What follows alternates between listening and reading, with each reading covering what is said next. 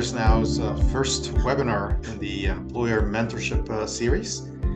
My name is Luis Garcia, and I work on the CareersNOW program as part of my job as Director of the Center for Meat Innovation and Technology. So let me tell you a little bit about the CareersNOW Mentorship Series. The series offers interactive sessions with speakers who will provide advice and guidance on key labor issues. The sessions are designed for employers who are eager to make improvements in their operations.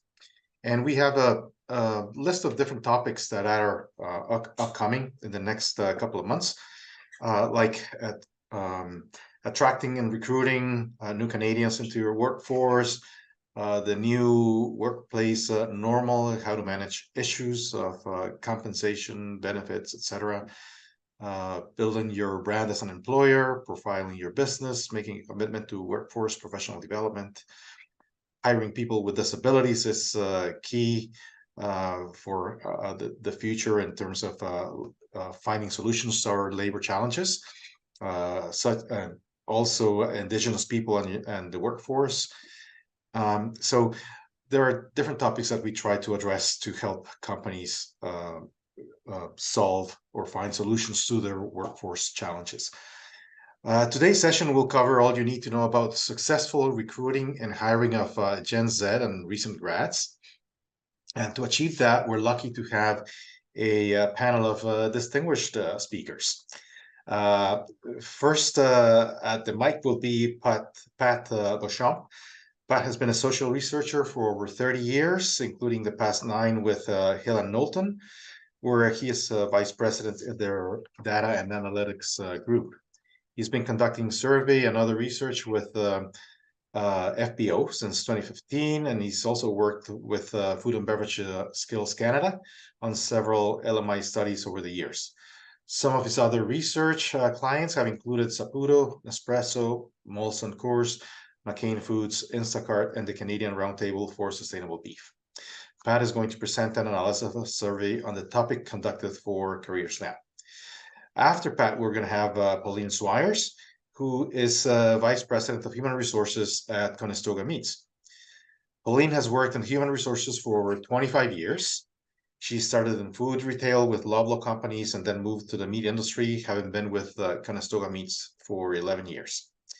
Pauline has been an advocate for the industry on labor issues and has worked with many organizations over the years to work on possible solutions. She's been active in applying her learning and testing solutions at Conestoga over the years and is happy to share some of those ideas with us today.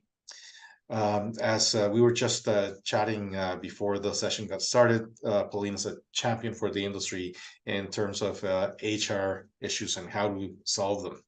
So she's going to present her firsthand experience in recruiting and hiring recent grads.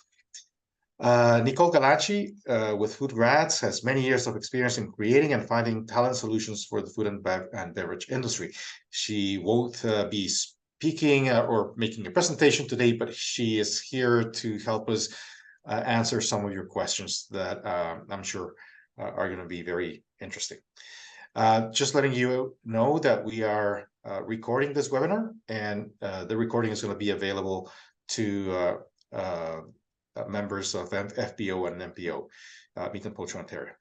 So with that, I'm going to pass it on to Pat for his presentation. Welcome, Pat. Thank you. Thanks, Luis. I've never been referred to as distinguished, so that's good. Feels nice. There's always a first time. I'm going to share screen. Do you see the cover page? Yes. Yep. Okay. All right. So this is going to take about 20 minutes, maybe a little less. So I'm going to be showing you some Gen Z related findings of a survey that we did in the summer of 2023. And it's a follow-up sort of, because it's the same sort of themes and sort of the same sort of people that responded to the survey with some differences. But we've done something similar back in 2015 and 2018 so that we can compare a little bit over time. Some of the issues that we looked at perceptions of jobs and careers in the food and beverage processing. So what do they think? What do people think? What people value generally in the workplace and in their relationship with employers. We asked respondents about their openness to working in the food and beverage processing. Would you do it? Would you consider it? And then from a comms outreach standpoint, we looked at employment career information sources. So where have people gone to get that sort of information? And we did a little bit of message resonance testing. Methodology slide's pretty simple. So we surveyed a total of 1,150 people. And here's who they are. So there are a lot of the groups that Luis was referring to in his intro. Newcomers, Indigenous people, persons with a disability, I think was mentioned. But anyway, here's who we talked to. Now, if you look at these Ns means number. So these Ns obviously add up to more than 1,150. It's because people could count in more than one category. So you could be a young employment seeker. You could be a disabled Indigenous person. So you would count in two categories.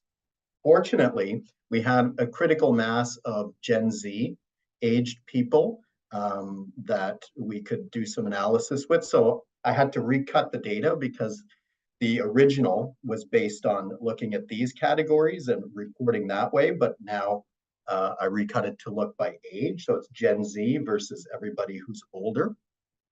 And we also had enough Gen Z cases back in 2015 and 2018 to be able to do a little comparison over time. So I'll show you that. Some of that's pretty interesting. So the highlights, I've only got a slide and a half. I'm not going to bore you with a lot of text slides. What do we see? In terms of differences, okay, there's more similarities than differences, but we probably want to emphasize some of the differences. The main ones would be Gen Z places more importance, more value on diversity and making a difference with the environment. So that stands out. The skilled trades are relatively less interesting to them. So that's a persistent problem still there. Being part of a union has become more interesting, but it's still a low priority. Working from home is less important. And this makes sense in light of a few other things. In terms of what people think of careers in food and beverage processing, generally like the whole sample and what we've seen in the past, it's mixed, but with a bit of a lean towards the negative, but Gen Z is similar to the rest of the sample. Comparing them over time, we'll see that compared to 2015, results in 2018 were much more positive, and they're pretty much the same in 2023.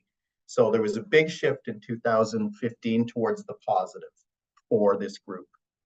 We did something interesting, I think. We did like a head-to-head matchup. So we said, would you rather work for this company or that company? And we identified them. And so we have results on that. So it's like food and beverage companies versus non-food and beverage companies, big brands in Ontario, Canada, really. In terms of outreach and messaging, the differences for Gen Z, more likely, not surprisingly, to rely on guidance counselors and social media to look for information. And in terms of messaging, the two things that stand out, again, the differences is respect for the environment and working in a culturally diverse company. All right, so let's look at some numbers. This is a short version of what I could show you. So first thing here, this is an agree, disagree question. They're all 7-point scales, and we tend to emphasize the 5, 6, 7 end of the scale. So that's agreement. So here's the statement. It's important that the organization I work for shares my value. This is the Gen Z. This is the rest of the sample. In other words, the older people. Okay, but they're all part of the labor force. So they're not retired. They're not looking for work. So if they're not working, they're looking for work. They're all sort of in play. I should have mentioned that. So we've got the comparison. And a lot of the times it's not that much different. So I'm going to emphasize where it is different. And we see the skilled trades. So skilled trades pay very well. I'd be proud to tell somebody I work in a skilled trade. It's among Gen Z. It's still most people agreeing with that, but it's lower.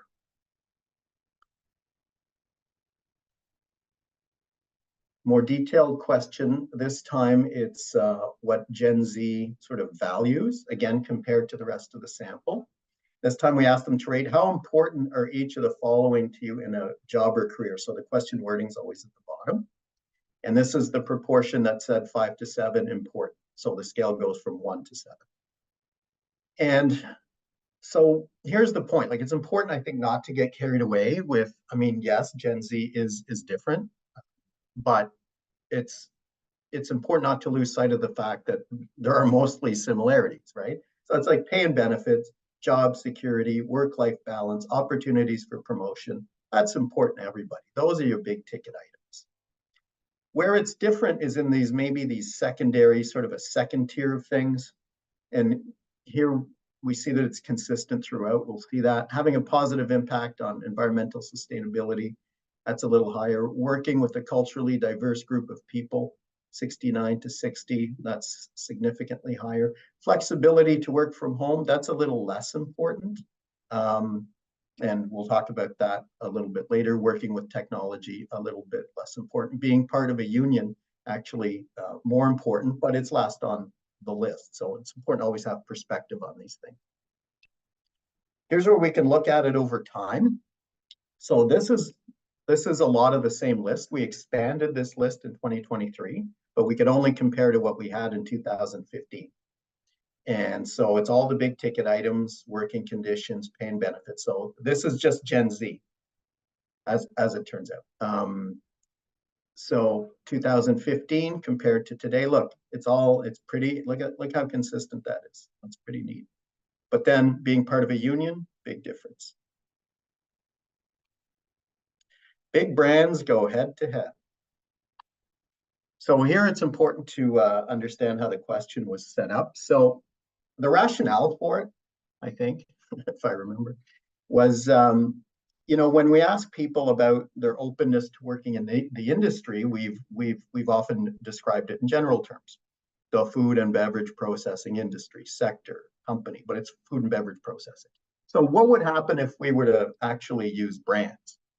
And the other part of the hypothesis was, is there a difference between, let's say, technical positions and professional positions? So would an accountant, would an HR person be more or less willing to work for the food and beverage processor than another brand? So let's find out. So this is how we ask the question. I think that's important. Please imagine that you're a professional working in areas like human resources, marketing, that sort of stuff. And then technical, it wasn't so much on the line because like the jobs have to have something in common across the brands. So we did technical fields, shipping and receiving, IT support, machine operator, and so on.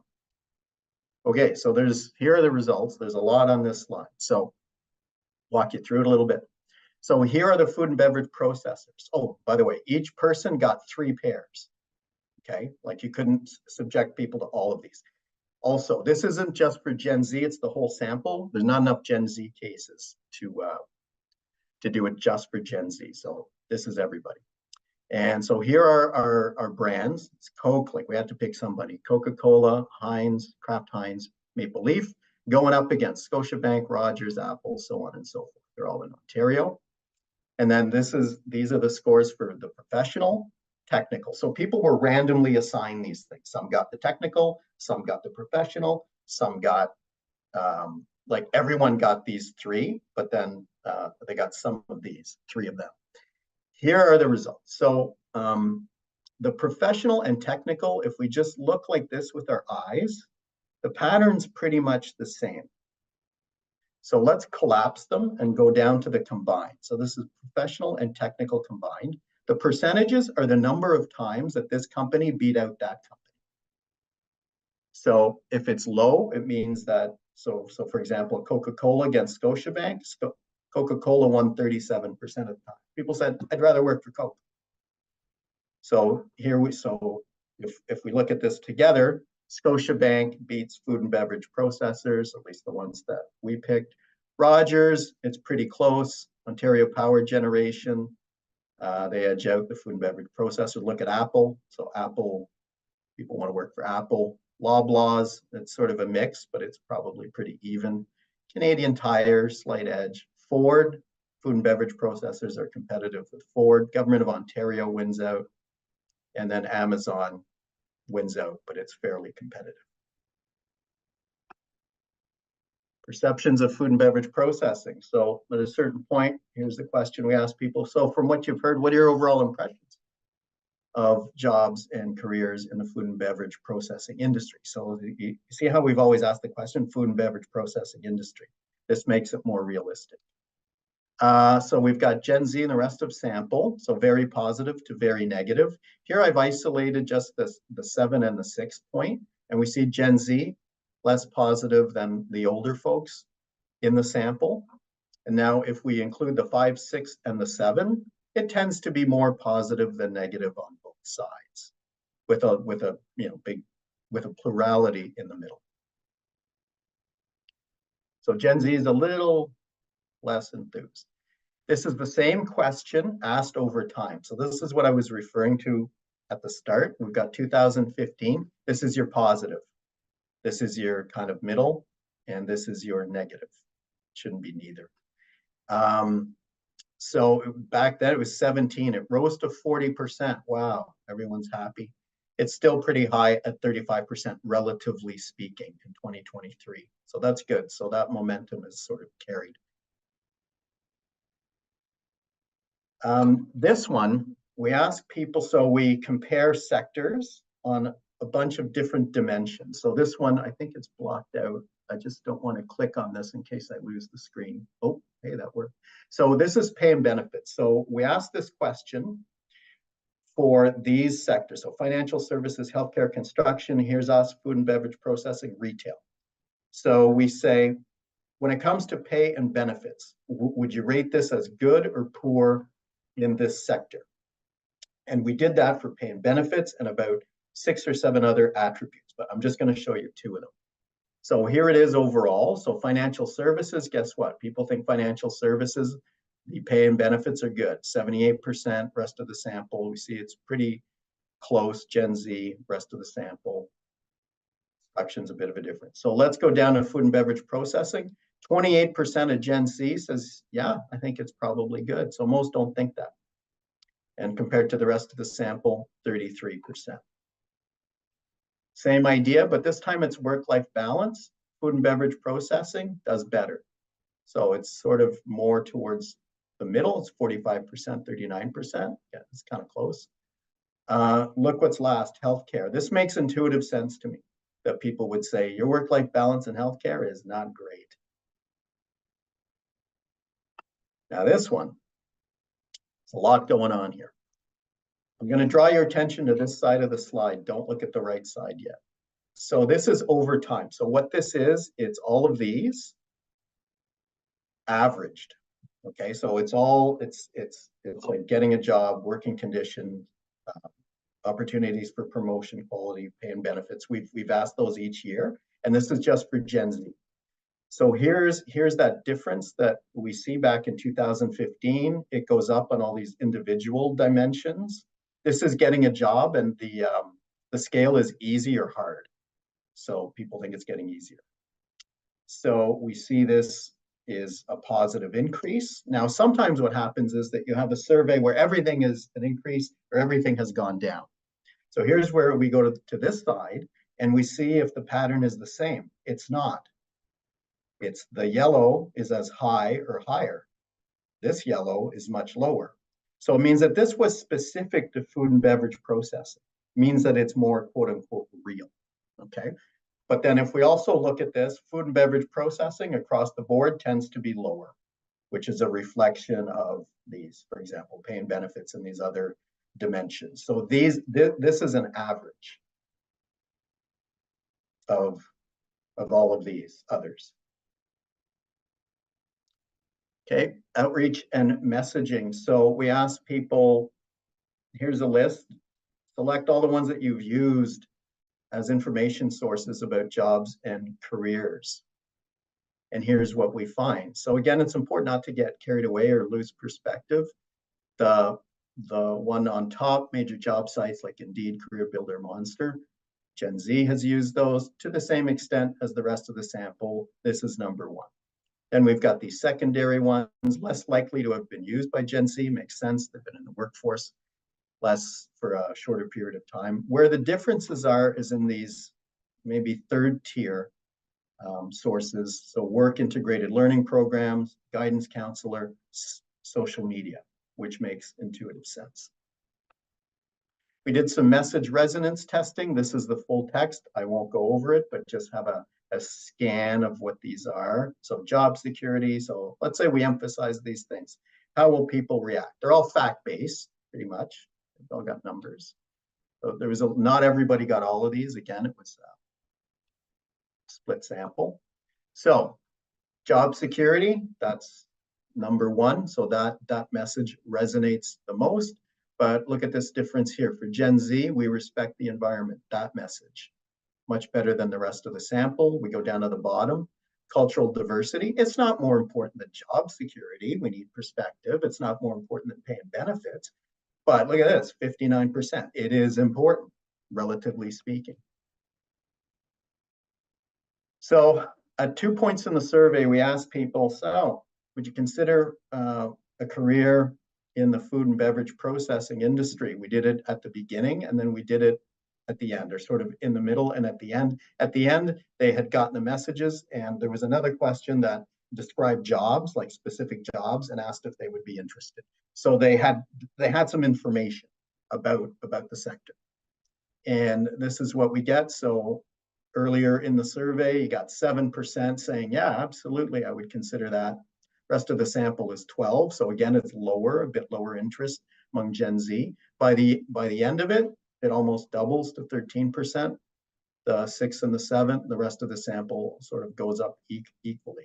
So it goes up. So you tell people about it. They're like, yeah, okay, that's more interesting than I thought it would. So if we take those two questions, and there was another one that looked at openness to working in the sector. And if you do a statistical analysis, the ones that are statistically more significantly open, okay, like these are our groups. Remember, like these were our starting out groups at the beginning. This is who we surveyed. Oops. Employment seekers, much more likely. I guess that's not surprising, but if you're looking for work, you're much more likely to be open. But also newcomers, so that's immigrants that have been here 5 years or less than 5 years. Parents for some reason, and like we looked at gender, we looked at different things. But this is what comes out. And then 35s to 44s are more open. The middle, which is not more open, not less, that's where Gen Z is, Indigenous people, persons with a disability. People that are less interested is like this older youth segment, 27 to 34s. Last thing, I'm going to leave you with this. This is from another study that we did for FPSC. And this one was specifically to look at generational differences. It's from 2020, so it's a bit dated, but I think it's still, it would probably hold true, I think. So if we compare older workers to Gen Z, older workers are more self-sufficient generally. They have modest expectations, they're happy, they require less feedback, they're fine to do things on their own. They kind of want to be left alone. It's like, it's a job, pay me, I'm going to go home. I don't want to go to the party. These guys are different, Gen Z. So they expect more than a paycheck. We had questions, a whole bunch of questions. And the upshot is they're looking to make friends. They want to have some fun at work. They want a supervisor that's friendly. Sense of belonging is important. They want to know how the organization contributes. They like feedback. They want a lot of feedback. Structure makes sense for them. They value these health and wellness sort of policies and programs. Hey, there's fresh fruit in the lunchroom and free snacks, that sort of stuff. And of course, they value diversity. When I looked at that back then, it reminded me of like these guys, it's like school. So if I had to do like a shorthand, like one thing to keep in mind is that these guys are used to school and they might still be in a school mentality a little bit. Like your boss is kind of like your teacher and you want to have buddies and so on and so forth. So that's what I would, that's my takeaway from this. And that's it. Thank you, Pat, for a very interesting presentation. I have to admit I'm a bit surprised that there are so many similarities, because that's not the perception we generally get. Unless there's a burning question, I'd like to leave those questions for the end, for the panel discussion later. Any burning questions? No. Okay, so then I'm gonna turn it over to Pauline Zweirs. So can you go ahead with your presentation, please? Thank you. So thank you for having me. I just wanted to say that I'm learning things in this presentation, and I think that that's fabulous. I'm, not particularly an expert in Gen Z or recent grads, but we do have some experience recruiting them and working on our retention. So I'm going to go through a few things that we've been doing, and you can go to the next slide. And, really, these are just some ideas that we've had, and I hope that you'll take away some things from this presentation as well. I'm going to focus on two particular areas. One is recruitment, and specifically what we have been doing from a social media standpoint, as well as with our co-op program, and then just a few things around retention, both around setting expectations with Gen Z and some things in the work environment. I was glad to hear some of the things in Pat's presentation, because sometimes you do wonder if you're on the right track or not, but some of the things I hope I say will be consistent with some of the things that he's found. So on to the next slide. Oops. And so I wanted to start with some of the work that we've been doing in recruitment and really focusing in on our social media strategy. We do know that the Gen Zs are digitally savvy and definitely online. And so that is why we chose to focus in this area. We are now, and over the last probably 2 years, have been focusing really on getting online with Facebook, Twitter, which is now, I guess, X, Instagram, and LinkedIn, and really increasing our presence there. Our material really tries to focus in on showing who we are and connecting us with purposes beyond what we just do as a company producing meat. We are not just a meat plant. We do, we have other purposes as well. And often we think it's because, how exciting is a meat plant, and we've got to get people beyond that. And so some of our campaigns are really focused around, we are about families and farms. So we put out features like our Conestoga Farmer feature to connect us with agriculture and our roots. We also have been focusing on fun. We heard Pat speak about that. We are primarily an in-person facility, and so trying to communicate that we have fun here at work, like our Christmas sweater day that we just had recently over the holidays. And then also we are connected with our community and like to support that. So the other post was from a toy drive that we also did over Christmas. And so we can go on to the next slide. The other thing that we believe resonates with Gen Z is this connecting to our values. And so we definitely make a point of working on highlighting those within our social media and our recruitment campaigns. We've had regular feedback from candidates that reading our values is one of the reasons why they continued on through the recruitment process. And we do know that it draws people in. This may be Gen Z specific. I think it's probably broader than that, but it has proven, like I said, very useful for us. People want to make sure that they are aligned with an organization's values, and I think that is particularly true from a Gen Z perspective. We really work also to ensure that so the image we are displaying on social media is consistent with our values, and ultimately, and I'll talk about this a little further down in the presentation, but that the experience that they have when they are working with us is also consistent with the values that we have. Next slide.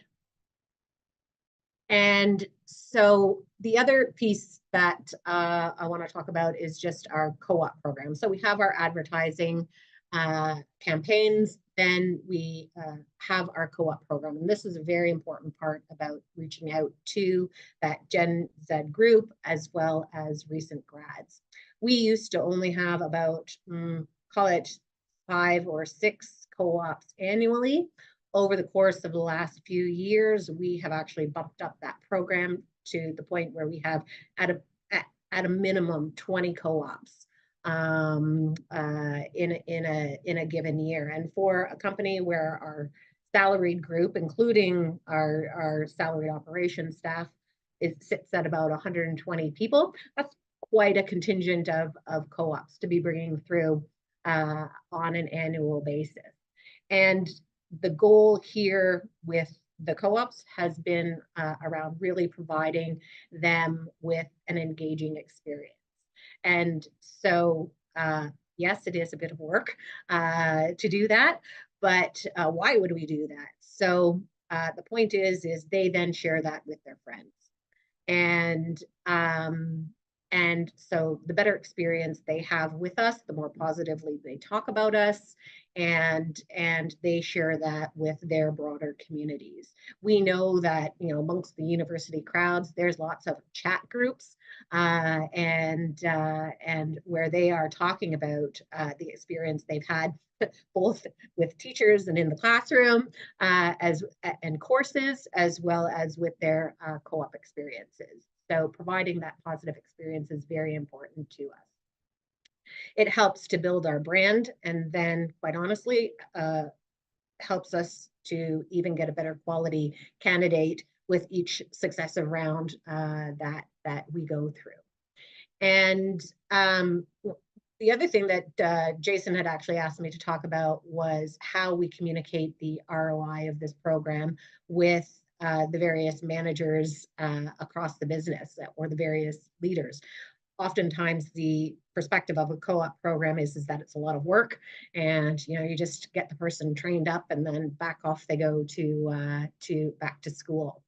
And so when we do, or when we have received pushback, some of the things that we highlight is, first and foremost, not all co-op programs are 4 months.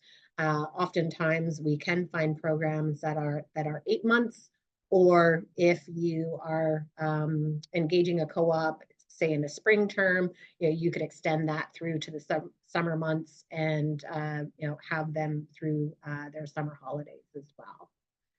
We talk about the program really helping to create that positive overall brand out there, which just helps with our recruitment strategy overall. And that could lead, when they have a vacancy, to a better quality and quicker hire than maybe they've received in past. The other benefit of the co-ops is they really are capable of doing meaningful work. And so that is something that we really try to provide to them. And it's what they want, and it is good for the manager or employer as well. They often come with great research skills. We know they are computer savvy. And so oftentimes we may pair them up with someone who is a bit less computer savvy, but has awesome experience in the business, and what they're able to create together is some really great work, and I think appreciated on both sides of that relationship. We work with our managers to make sure we create good specific job descriptions. Again, that will create a meaningful experience for both the mentor or manager that they have in the business, as well as the student. And then I guess the next benefit is that really the co-op provides that manager with a preview of a potential future employee. We've had many examples of co-ops coming back for either some additional part-time work, which can really help us with short-term projects. They return for full-time contracts, and we've certainly had some great experiences transitioning some of those co-ops into full-time employees with us, which is, I mean, the best outcome overall. And I mean, I guess all of this to say that the co-op program has been a key and very important part of our connection with that Gen Z group of employees or potential employees. Okay, on to the next. And so I've spent some time talking about recruitment and co-op programs. Now I want to focus a little bit on retention. And so when we have been recruiting for positions, new grads, Gen Zs for positions, I think we have recognized a few things. And so there are some things that we have begun to get really more intentional about than we had been perhaps in past.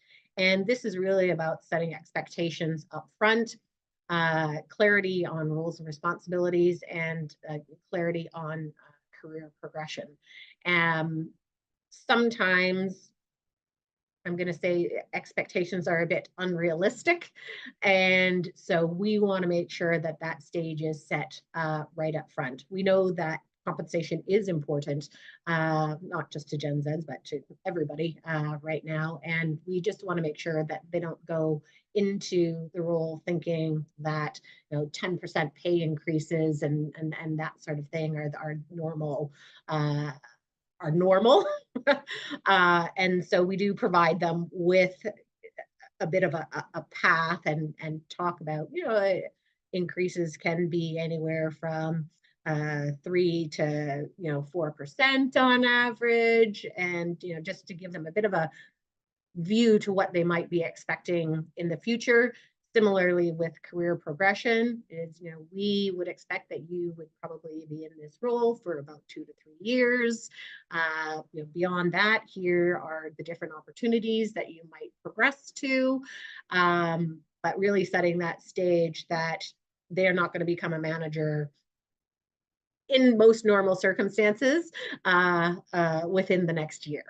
So it's really just important to set those boundaries and stages up front. And then the same with just the job expectations and what they are doing. So everybody wants projects, and those are often the fun things to work on.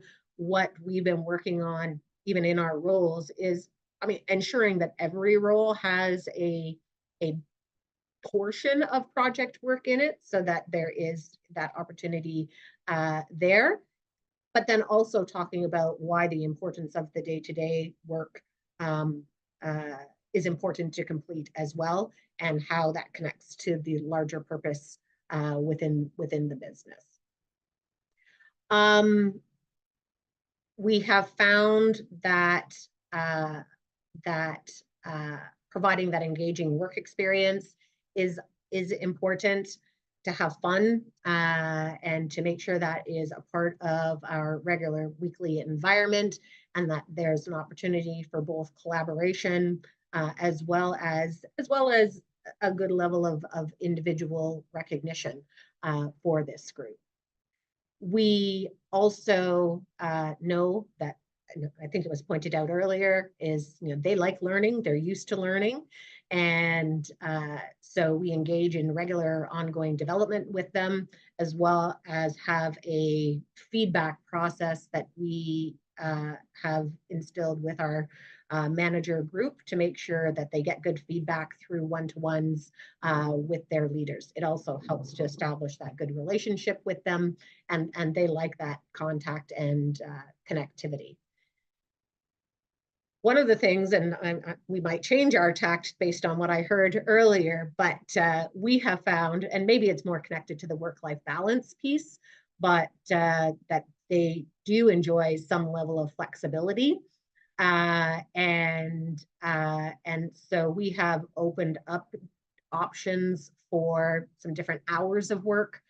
We, again, we're a manufacturing facility. We are primarily an on-site work environment, but we have been able to offer some flexibility when it comes to hours of work.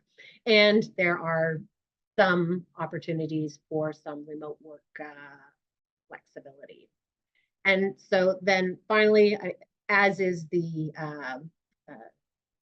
picture on screen of one of our previous co-ops, Genevieve. She was an engineering co-op with us and then came back for a second term. So one of our success stories from a co-op perspective, we find that we always want to be making sure that they are connected with that larger purpose. So as said, the environment is very important to her. So we did make sure that her work was connected to that purpose that she aligned with. And so these are just some of the things we have been working on or working through as we take a look at Gen Zs and our new grad programs. I hope that you've taken a nugget out of something I've said, and what I've shared with you today. So thank you very much. That was excellent information to share with us, and congratulations on the great work that Conestoga does in managing their human resources. It's really outstanding. Are there any questions from the group? We don't have a large group. Erin Mawson, do you have any questions for our presenters? I actually do have a question. I'm curious how you're keeping up on social media trends. Like, I know I have two kids who are kind of in that Gen Z millennial, sector. And it seems like, from one week to the next, there's a new social media platform that's popular. What is engaging to Gen Z versus, a boomer in social media. So like, are you actually using Gen Z employees to help keep the company on track with what's how social media is working and what's new and what's cool? It's a very interesting question that you ask, and you are exactly right. We actually have two very Gen Z individuals working on our talent team, and they are key parts of the work that we do in terms of the posts that we make, and determining what we are tapping into. And I mean, really, one of your best resources are those that are within your business. Right. And so they are absolutely a key part of strategy and help determine where we go with things. We also we have just done some of our own research, and I mean, interestingly, we don't have a communications person. We don't have a social media expert on site. This has all just been through kind of our own organic research and learning, and just testing it against the research that is out there. And we do get our research from Food Processing Skills Canada, CareersNOW, and some of those sources. Speaking, one more question, I'm sorry. Are you finding that social media outreach that you're doing is also effectively reaching people with disabilities, Indigenous folk, like that sort of thing, as well as effectively as it is Gen Z specifically? Yeah, I mean, we, from a diversity standpoint, we we have a very diverse workforce. We have individuals from over 30 different countries working with us, and different, I think, different groups gear towards different social media platforms, but we've found very broad reach and range. And I mean, for people with disabilities, we still do go through some of the associations and that sort of thing as well. But at this point, I mean, honestly, most associations, most areas are, I would call them connected in. Yeah. So relying on one social media platform is not ideal. The more, the better. Yeah. Okay. Yeah. I mean, Facebook, we find, so our temporary foreign workers and often new immigrants. Facebook is really where they're at. We've found LinkedIn to be honest, from a job seeker standpoint, one of our best platforms from an awareness and a reach perspective. So I would say that those two are probably our main ones. Thank you. Pauline, following up on that question, do you also use other platforms for recruitment? So where do you post your jobs? Oh boy. All over the place. We probably use every recruitment strategy and source under the sun. I mean, we've posted with CareersNOW. We've posted. Indeed is a huge part of our campaign. We post with a variety of local organizations, and those ones are particularly more the outreach organizations from people with disabilities, Aboriginals, etc. And we have also used various recruitment agencies and such to post our jobs. We post a lot at schools. So if we're talking, this is about Gen Zs and recent grads, we have a very large campaign at schools. We bring, the other thing that we do is try to reach those groups of individuals before they graduate. We've brought multiple groups from multiple different colleges and universities through for tours, etc. And then we participate on site at those colleges and universities as well. Excellent, thank you. Any other questions?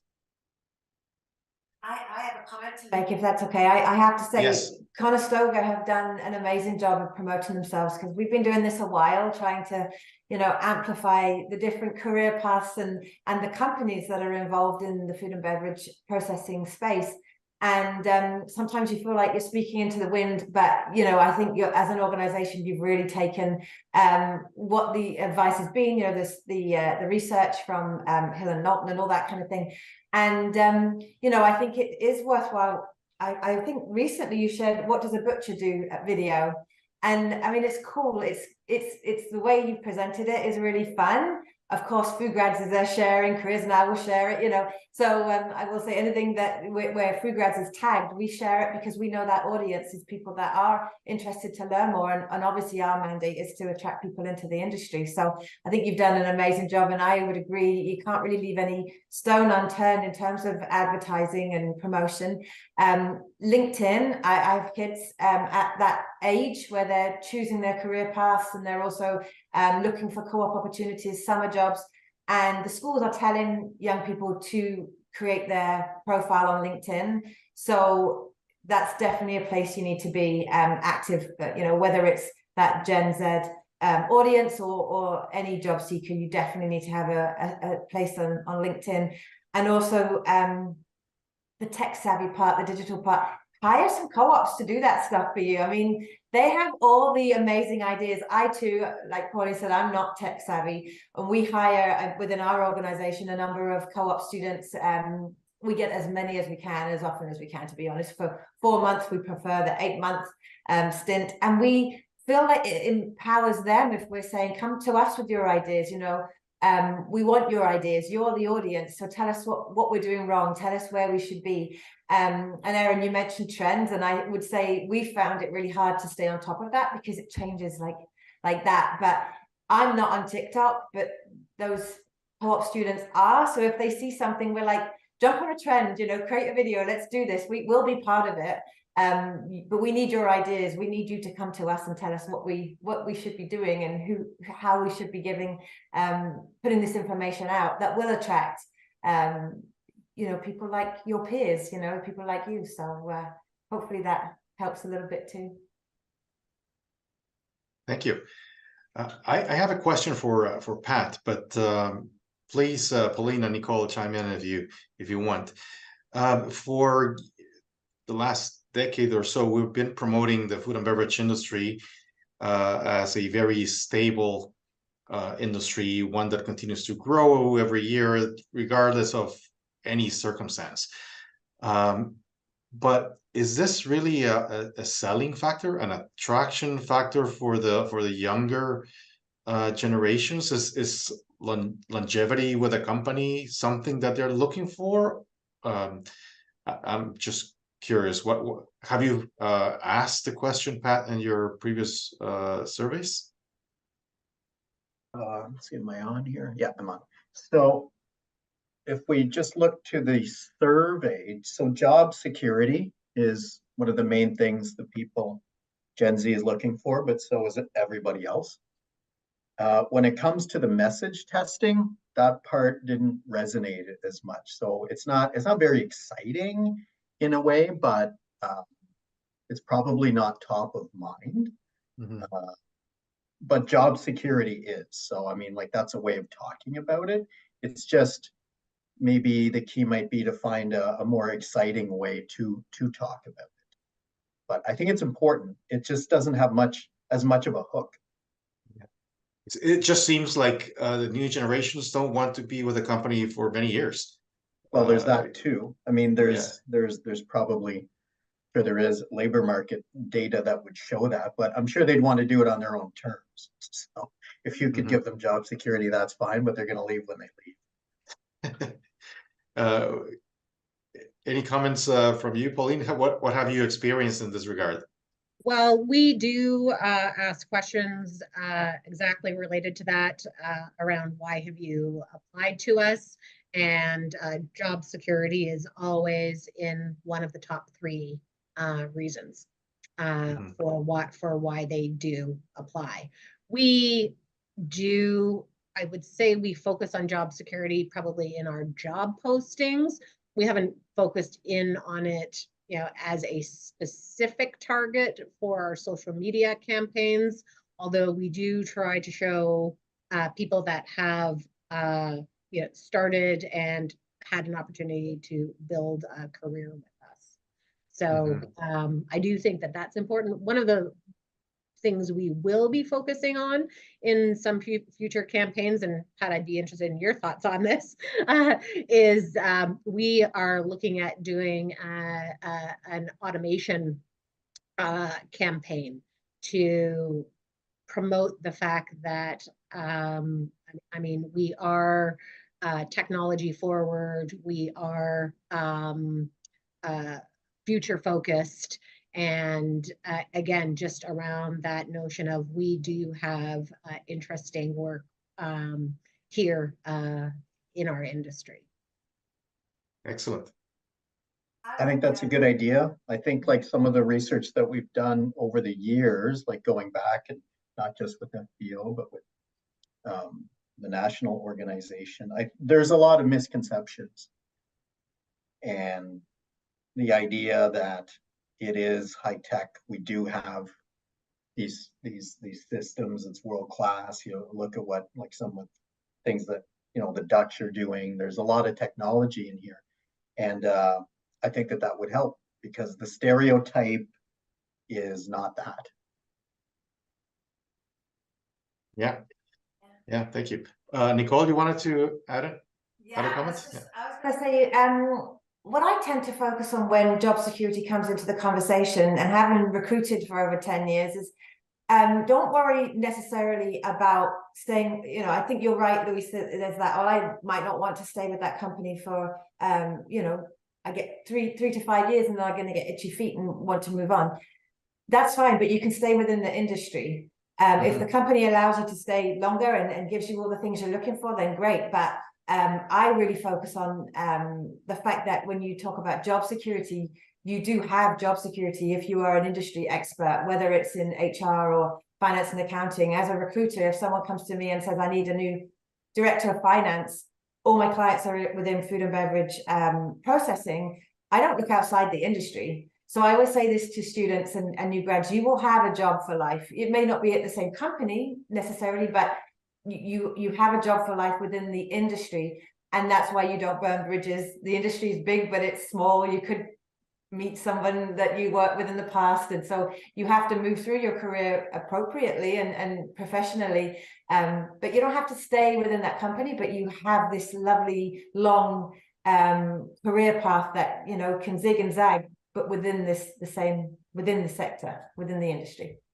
Yeah, so I guess the key is in how you're communicating that job stability, and for companies not to expect that people are going to stay with them, you know, for 20 or 25 years, and that's something difficult to deal with, because we, you know, that's what we old people were used to.